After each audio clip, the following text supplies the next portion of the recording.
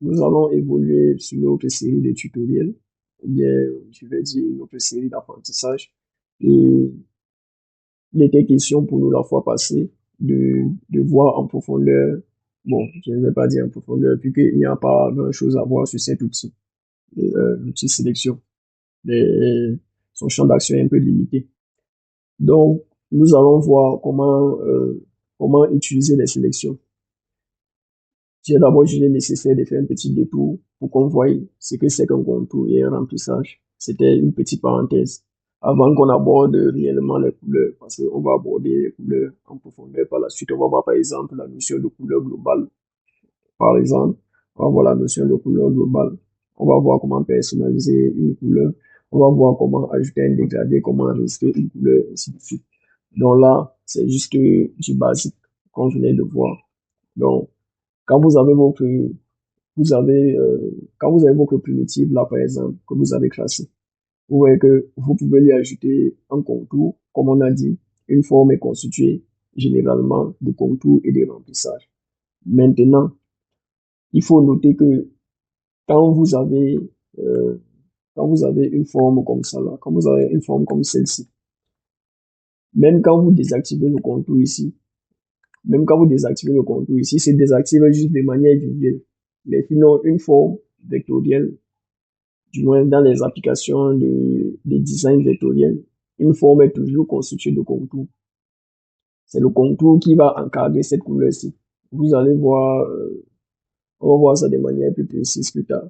Mais même quand vous désactivez là, vous avez juste désactivé visuellement. Mais le contour reste toujours actif. Donc, on va utiliser notre outil sélection, par exemple. Bon, on va remettre notre contour. On va faire CTRL Z pour annuler les modifications.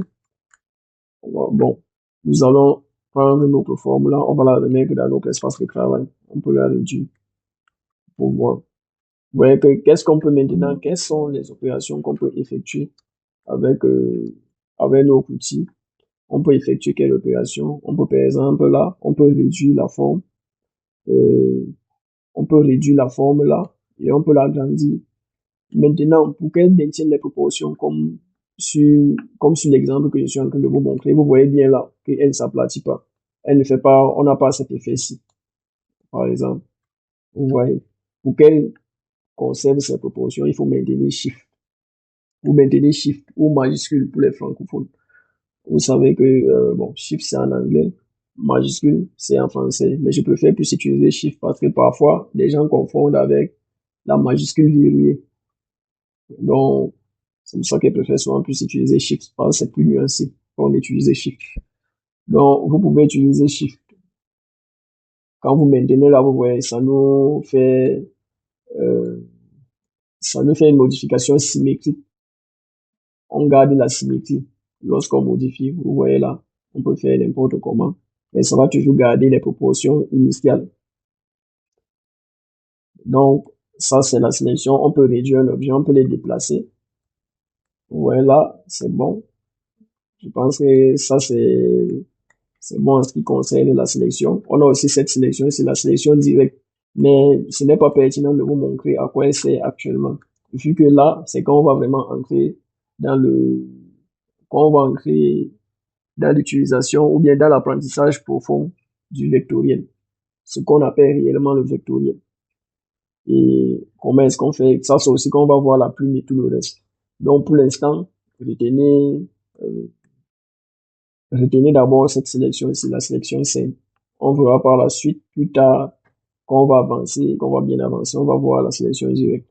Donc, pour l'instant, retenez ces deux principales fonctions. Elles vous permettent de déplacer un objet dans la scène, agrandir et réduire l'objet. Donc, c'est un peu ça. OK, on va poursuivre.